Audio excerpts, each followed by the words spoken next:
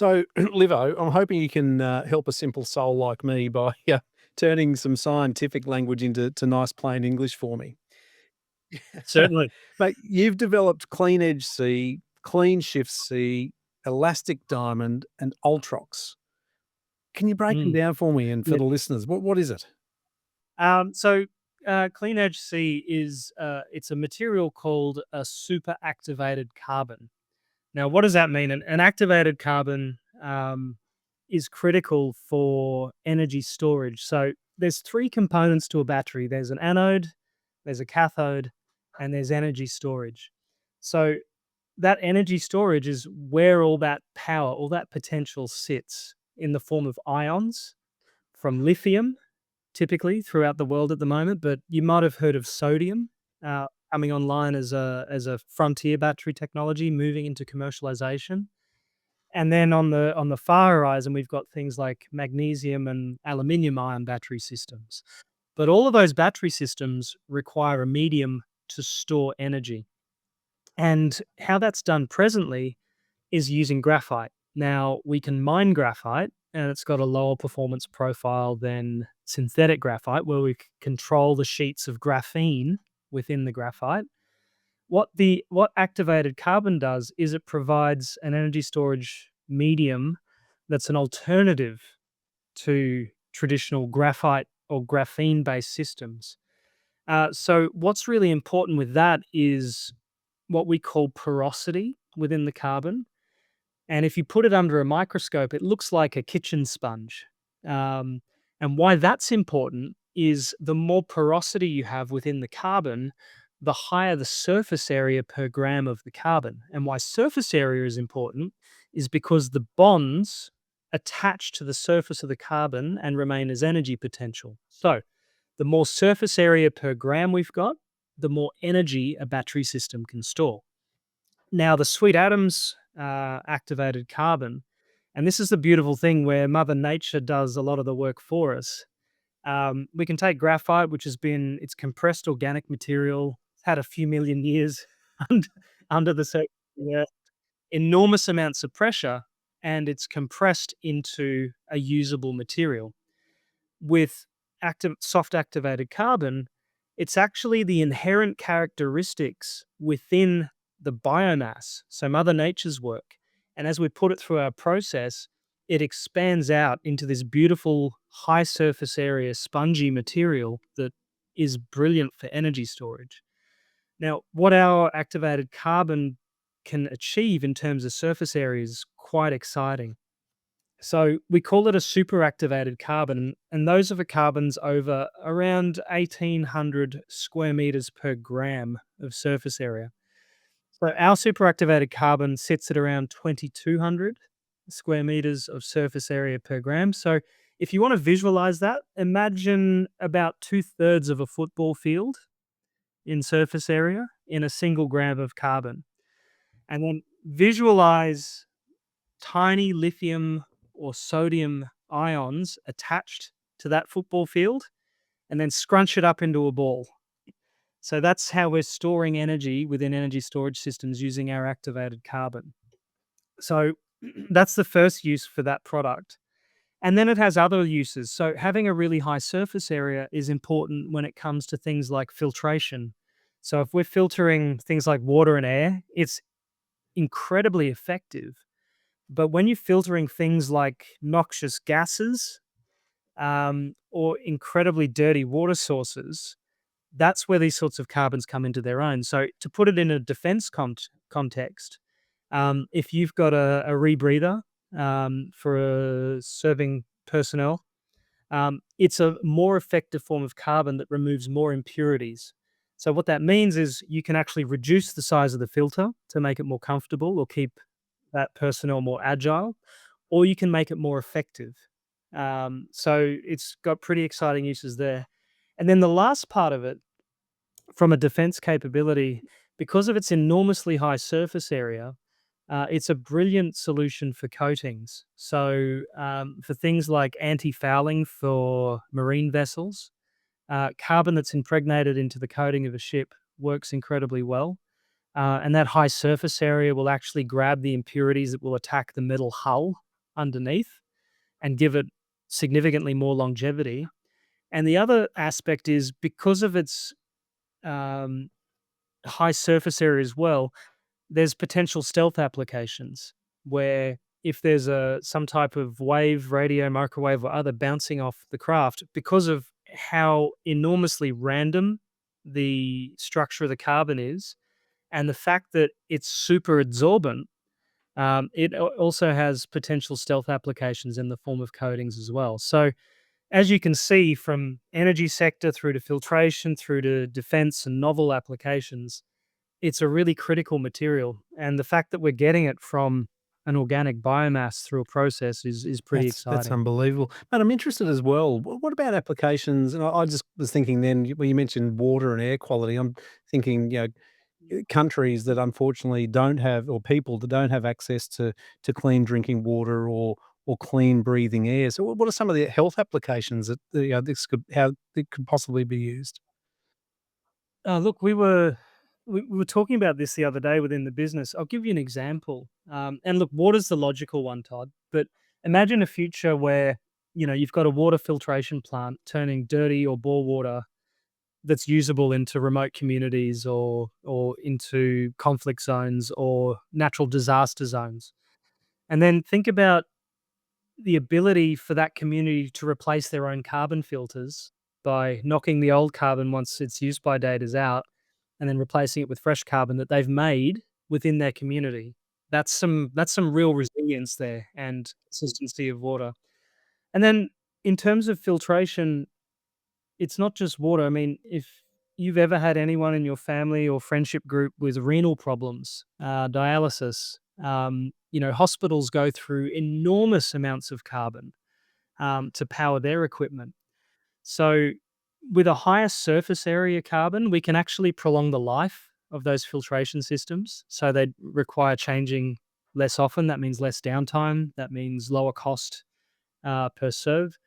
And the fact, again, coming back to it, the fact that we derive it in a green and clean way just improves the society overall. So there's multiple uses there, and we could spend the next hour talking about everything carbon could be used for. But I'm sort of touching on the big Yeah, blocks. love it, love it. So, Livo, tell me, if you don't mind, super Mm, activated graphitic carbon. What does that mean in mhm. performance terms? I'm assuming since it's got the word super, it must be good. Yeah, it pertains to its surface area, uh, as I mentioned. So we're in the top sort of decile of carbon products that are available through and derived biologically is really quite incredible. And then I guess Todd, probably worth touching on the other products that we've got in the range as well. Clean shift is what we call a hard carbon. Now, a hard carbon is the opposite of an activated carbon in that it has a very, very low surface area. But it's a critical part of a battery system in that it's an anode. And what we've managed to create, and we're really excited by this product. And, the first product we spoke to, we're meeting the global gold standard. This second product, we're dramatically exceeding the current market gold standard through a biologically derived hard carbon. Now, if we use our hard carbon as part of a battery anode, what we're seeing in our tests is that we literally have double the capacity of the current market leader as a battery anode material. And what that means, it increases the energy density of a battery system. So it means you can take a smaller battery and dramatically increase its life. So, for example, something like your iPhone, you get annoyed when the battery runs out, right? So we can use our hard carbon to extend those sorts of battery systems. But equally, if we go all the way up to grid scale energy storage, we can use this hard carbon to increase the energy potential with a smaller footprint to store grid scale energy. So it's one of the really important steps to accelerating the renewables transition. Battery technology and storage technology is critical. But the other thing that our hard carbon has, it's an alternative to lithium-based anodes. So it's a metal-free anode, and I'm sure you're aware, and I'm sure the listeners are aware of just how critical lithium is as as a metal for the functioning of a modern society. If we can start to reduce reliance on lithium in some of our battery systems, it takes a lot of the pressure off, the lithium requirement for the world. And as you would probably be aware, lithium mining is incredibly dirty, very environmentally damaging. It's still going to be needed. So we need to work out how we fix the environmental impacts of lithium mining. But these technologies to help us transition at least part of the energy sector away from a reliance on lithium are really critical. And to put it into lay speak, why is our carbon so good here? And again, Mother Nature's doing the job for us. Um, it's the presence of what we call heteroatoms. So, what's in the biomass, what's naturally occurring that remains in the carbon as we put it through our process.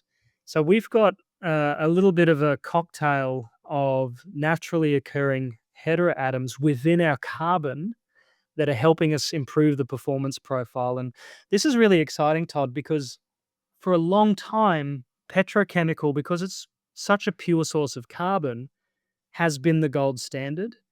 But by moving to biologically derived, we're uncovering bases and uncovering parts of the technology mix and the inherent characteristics of the biomass that can actually improve the performance beyond petrochemical derived carbons simply because of the inherent nature of the biomass that we're using. So we've uncovered something here that's pretty extraordinary, and this will be a really interesting body of science into the future. But the ability for us to minimize the footprint of energy storage is really exciting. And I might just pop that into a defense angle for you as well. So imagine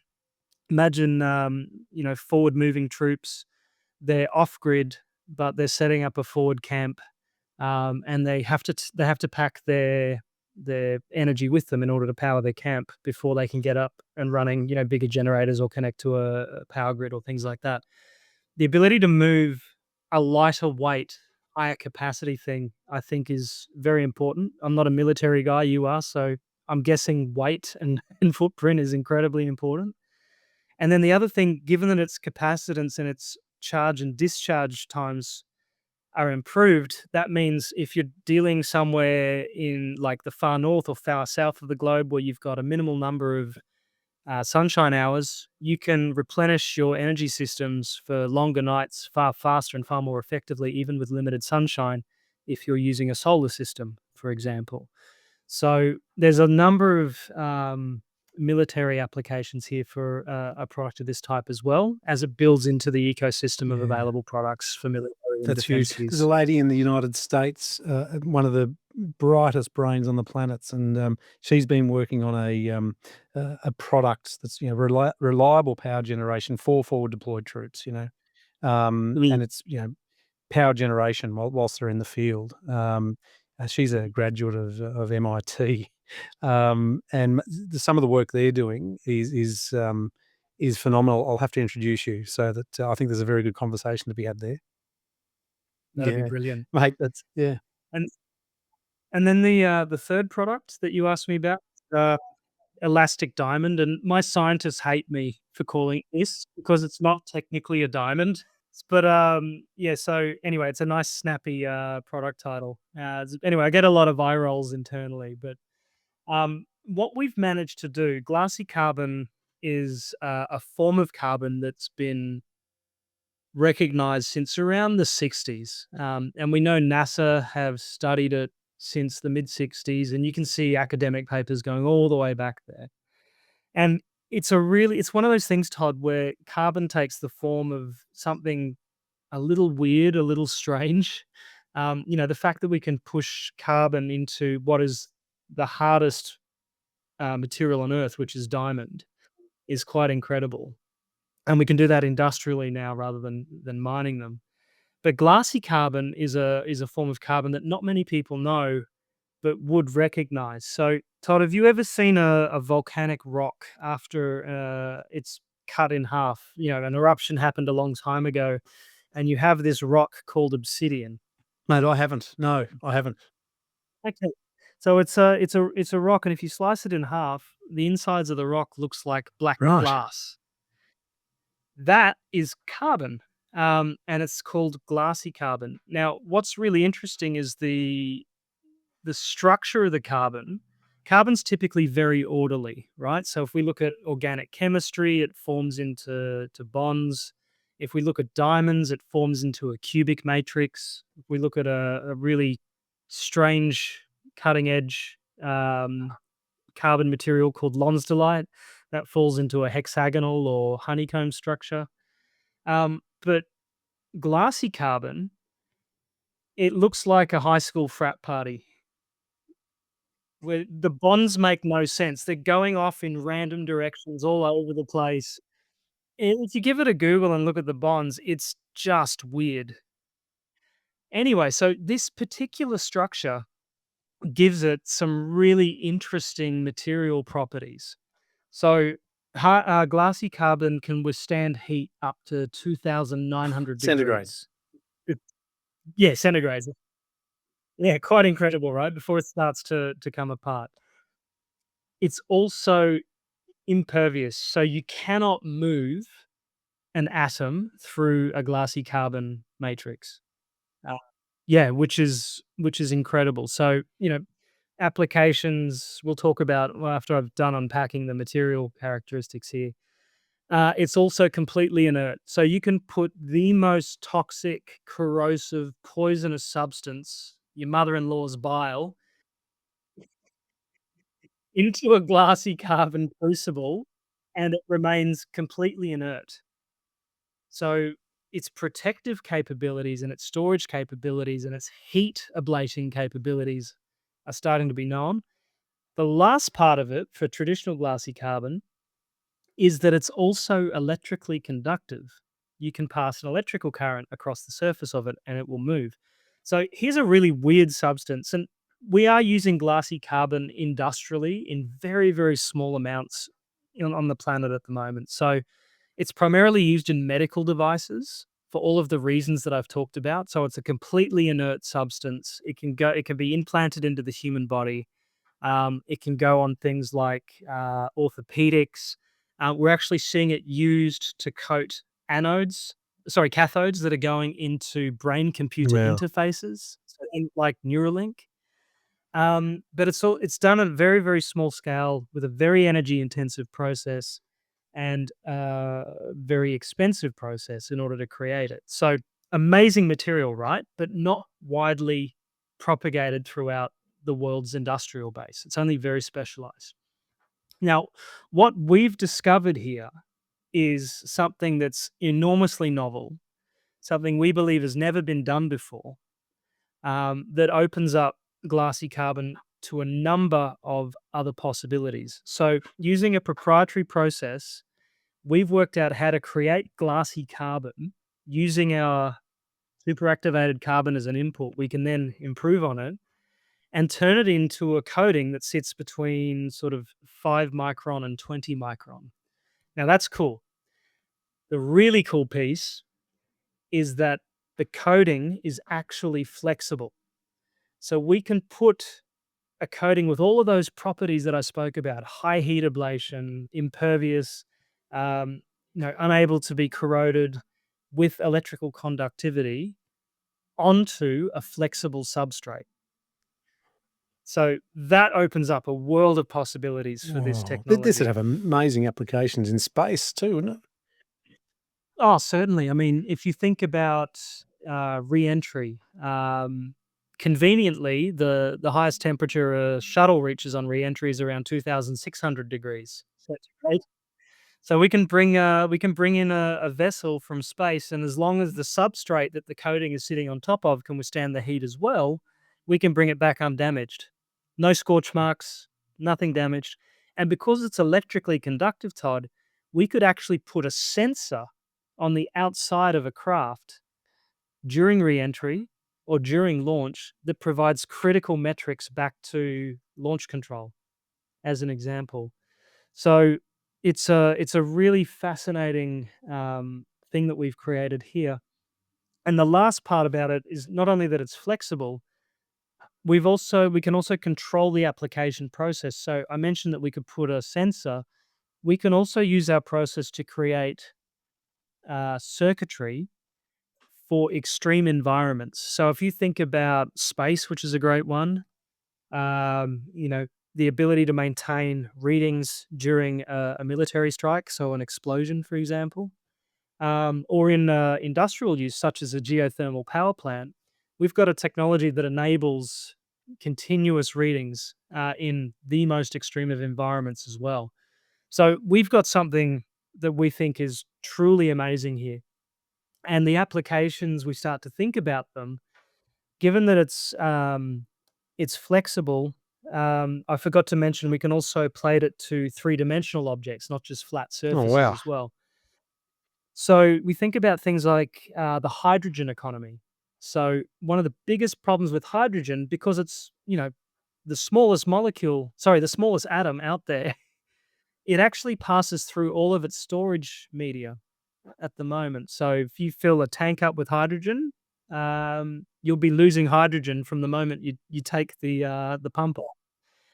So coating a hydrogen tank in a in a material like a flexible glassy carbon could solve that problem. Um, for things like the military uses, they're pretty obvious, right? So what's our PPE for troops? Can we have fire retardant clothing that is incredibly lightweight and incredibly effective for troops? Can we put that on vehicles? Yes, we can. Can we put that on missile tips? Particularly if they're suborbital or orbital through re-entry to ensure that they remain undamaged on their descent. So the possibilities here are truly endless with this very novel material that we believe is a real breakthrough in material Wow. sciences. Wow. Livo, you mentioned quite a few dual uses there, and I'll get to that in a second. But out of those products you just mentioned, which are closest to full commercial readiness? I'd say the two carbons that I spoke about, we're producing already in limited quantities.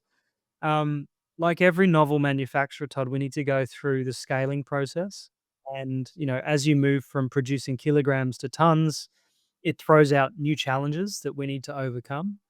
The flexible glassy carbon coating, we are confident that can be scaled very easily. So that's really, really close to being able to be used industrially. So we're just working through how we bring that to market, whether that's with partners or whether we become an OEM ourselves. And then we've got a fourth product called Ultrox, and that is unlike the anode material we spoke about before. That's a cathode material.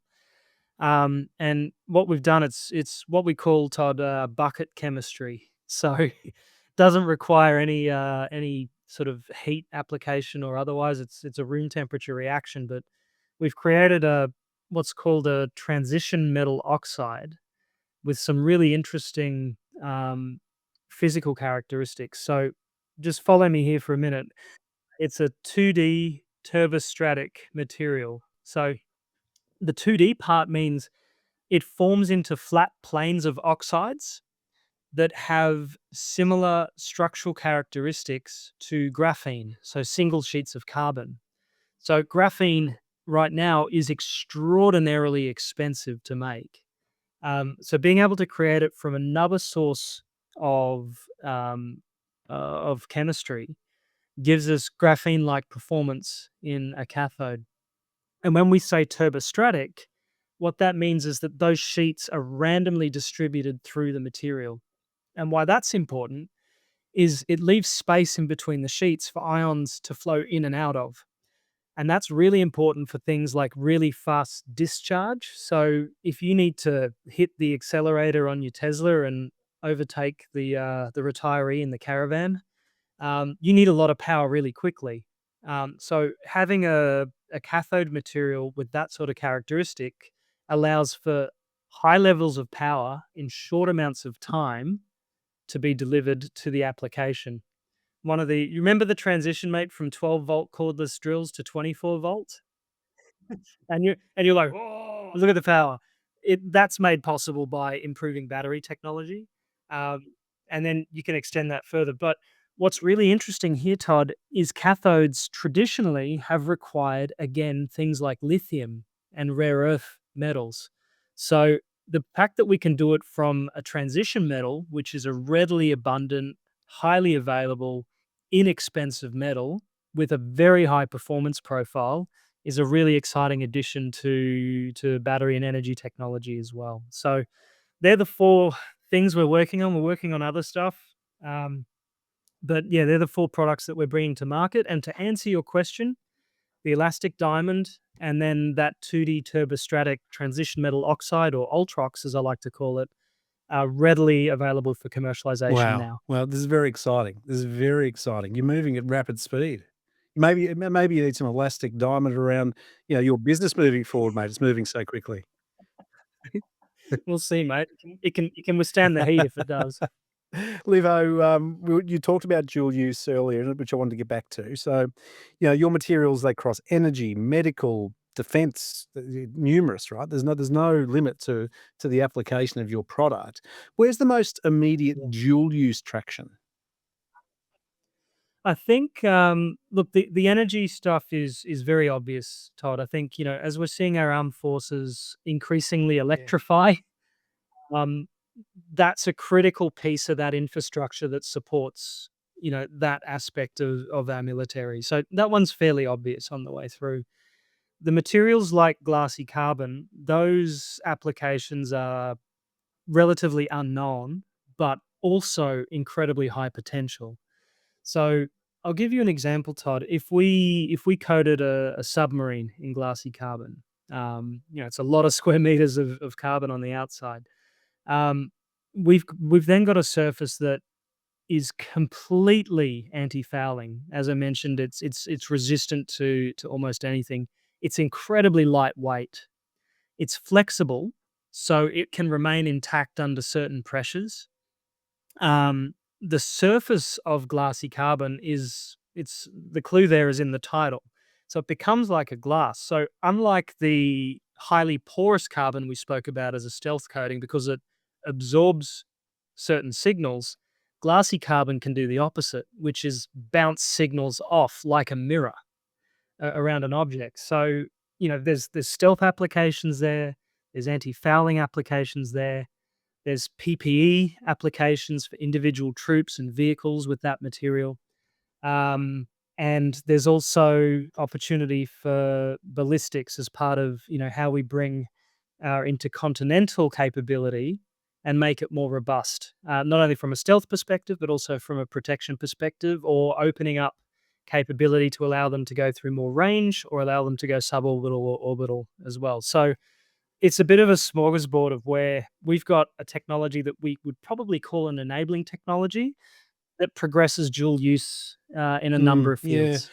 And Livo, when you talk about, sovereignty, and an important part of sovereignty and what you're building here is IP. So how do you protect that IP when applications are varying? They span from EVs to CBRN filters to you name it. Yeah, look, I think the logical way is through patents.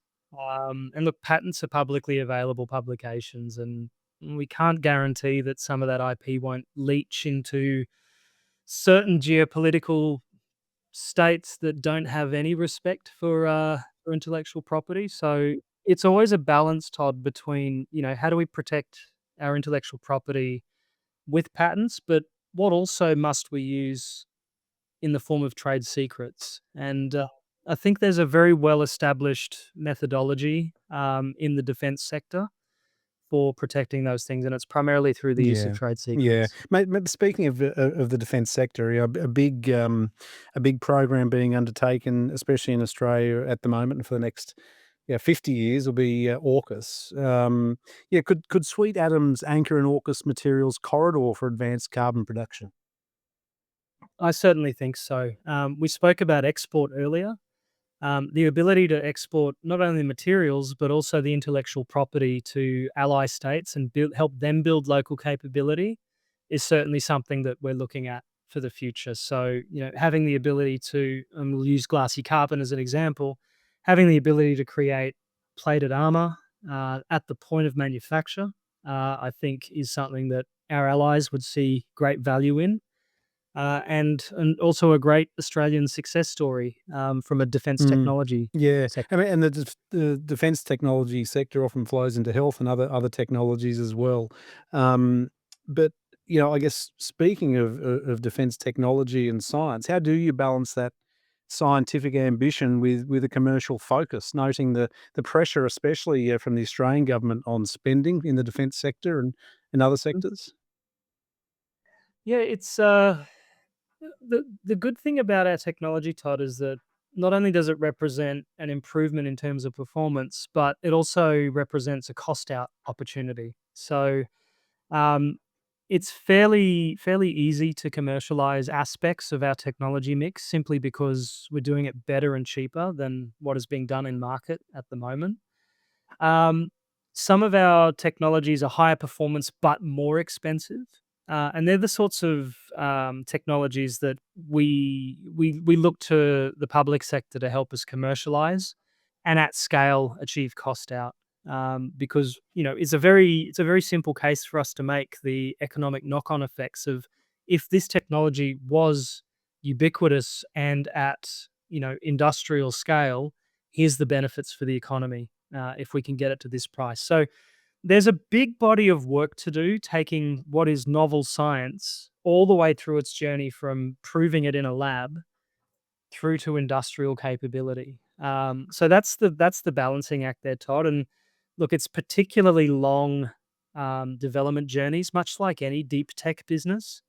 Um, but you know, a good commercial operator understands how to keep the company afloat, make sure that it can achieve its commercialization milestones, and very effective operators know how to recruit other parts of the economic ecosystem, including the public sector, strategic OEMs to assist, both venture and private equity investors who can provide the capital that's needed for fuel to take it to industrialization, as well as the team and so on. So it's a bit of a mix of a lot of things to take it on its journey Yeah, all the way through. and so I guess it seems that you're looking for a mix of, smart capital and strategic capability to, enhance the journey of Sweet Adams.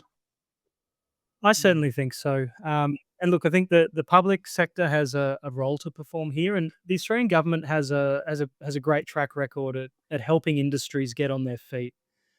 We've got a right here in Brisbane. We've got a thriving biotechnology sector here because that was precipitated by I think it was the Beattie government at the time, doubling down on that as a turning Brisbane into a centre of excellence for Queensland more broadly. And now in Australia, we've got a number of initiatives. The clean energy transition, I think, is a really important aspect of that. And then we've also got a push from the government, of both colours, red and blue, to build manufacturing capability back into this country after we outsourced it more or less for the last 30 years. So the most logical manufacturing base for us to reshore or develop is advanced manufacturing, where we can leverage the talent of the Australian people and our world class university system. And if you look at universities, you look at government, the missing piece to that tripod is commercial organisations like Sweet Adams that take those developments, bring them to Australia, and then take them to the world. So we're seeking public support, which we're in processes to secure. We're also seeking private capital, and you mentioned strategic capital. If we can work with a established company with industrial capability, customer relationships, and route to market capability, that's an ideal partner for Sweet Adams, and we're in a number of those Or discussions potentially presently. even Defence Science and Technology Group as an example, in Canberra or someone similar over in the United States or elsewhere. Certainly, and I think we've got a beautiful piece of tech. So looking forward to those conversations as and when they Mate, happen. you're leading what is truly a deep tech venture. You've come from running a consumer brand company, and now you've brought together all these crazy scientists like off the Muppets. These engineers, these operators, there's all these people with different ideas. But as a leader, how do you keep it all together? And what's the biggest lesson you've learned, through this journey? It's an interesting one, Todd. As you say, moving from the consumer sector where, development cycles are relatively quick. So say you wanna launch a new product. I'm best known for Lyre's non-alcoholic spirits. That was around a year of product development, maybe 18 months, manufacturing capability building 3 to 6 months, and then you're in market. Deep tech timelines are significantly longer, and you don't just press play once you've got a product developed. You need to build the manufacturing, um, uh, scaffolding around that technology as well. First at lab scale, then at pilot scale, then at small scale, then industrial scale. And every time you take that step up, it throws out new problems that you didn't know existed as you move to larger and larger production. So it's a very different paradigm than the consumer sector. But Todd, I've changed gears a number of times in my career. I've built an advertising agency, so a services business.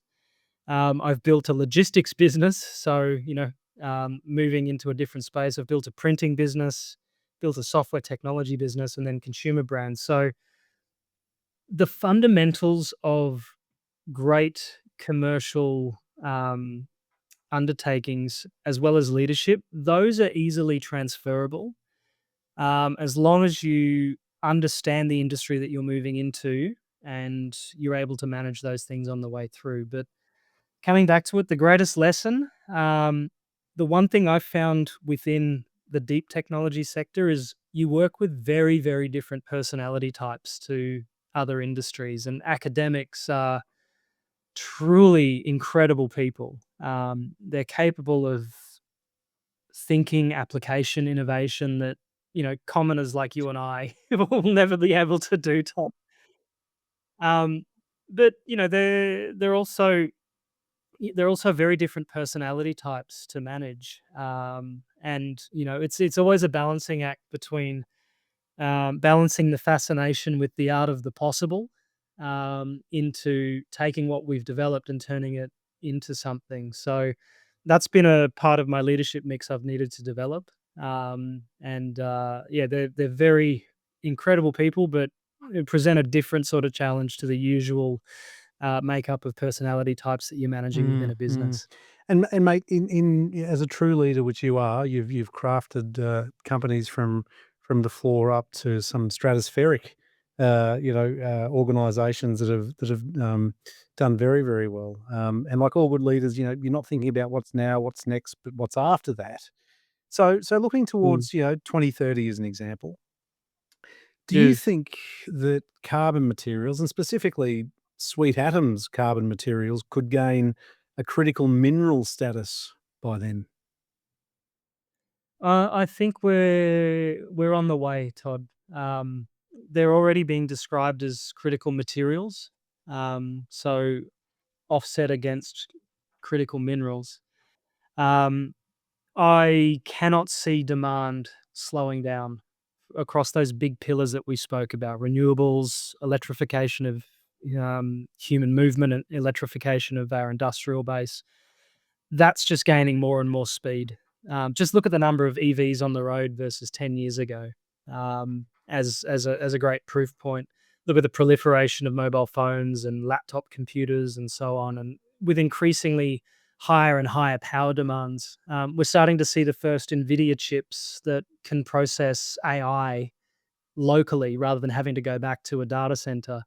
They require enormous amounts of power to be portable. So I cannot see the demand slowing down. And when we start to think about how does Australia remain competitive on the global stage? How do economies more broadly remain competitive on the global stage? This layer of advanced carbons are going to be just as critical, I believe, as these rare earth minerals and these critical minerals that we've already identified. So I don't think it will be long before we start seeing policies developed in a number of economies that build this sort of capability where they support the industry through its growth in order to retain that sovereign capability. Right. That's very important. I'm just absorbing that and thinking about that. It's very important. It's very important. Livo, tell me, with that Yeah. lens, that 2030 lens, what does success look like scientifically, commercially, and strategically? I'd say I'll start with scientifically. We started as an R&D organization, and we've brought 4 products to market already, in the space of a couple of years. And look, we've bootstrapped this one, Todd. Um, and I think from a scientific perspective, those technologies will be perfected and scaled. Additionally, we fully expect to see additional technologies alongside those within our portfolio. And there's some really exciting areas that we're pushing into and taking a look at. So, anode-free battery technology. I mentioned magnesium and aluminium batteries at the beginning of this call. Those are the sorts of areas that we're going to be focusing our research and development attention on, and help transition the world to a cleaner, greener future. Commercially, we're in production. We've got one or more sites that are starting to produce carbon at scale. The business is profitable, which I think we can achieve within the space of 2 to 3 years. And we're starting to export our technologies to other markets outside of Australia as well. Strategically, I think strategically we're interlaced as part of a number of ecosystems. So the energy ecosystem, we're an integral partner for that. For the defense ecosystem, we're an integral partner for that. And then for other ecosystems such as filtration, environmental remediation, safety, we're an integral part of that as well. So strategically, we'd like to sit across a breadth of industries because, as you've heard through this entire conversation, the applications are pretty wide and They varied. are. They are. It's just so exciting. Mark Livings of Sweet Atoms, thank you so much for your time today. Your insights have been phenomenal. Always great to chat to someone like yourself. Your working knowledge of the defense sector is second to none, and it's always a pleasure to sit down and compare notes. So thank you for spending an hour or so with me, mate, and very grateful for the opportunity to tell our story.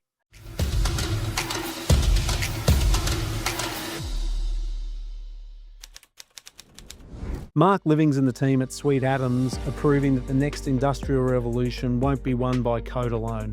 It'll be won by chemistry and intent. From food waste to weapon-grade carbon, they're building sovereign supply chains for a world that can't afford dependencies. To learn more, visit sweetatoms.com and don't forget to rate and review this episode on Spotify, Apple, or wherever you listen. It really helps others find the show. I'm Todd Crowley, and this is the Vaxa Bureau Intelligence Optimised podcast. Be ready for today, prepared for tomorrow. Subscribe for new episodes each week on Spotify, Apple, and YouTube. See you next time.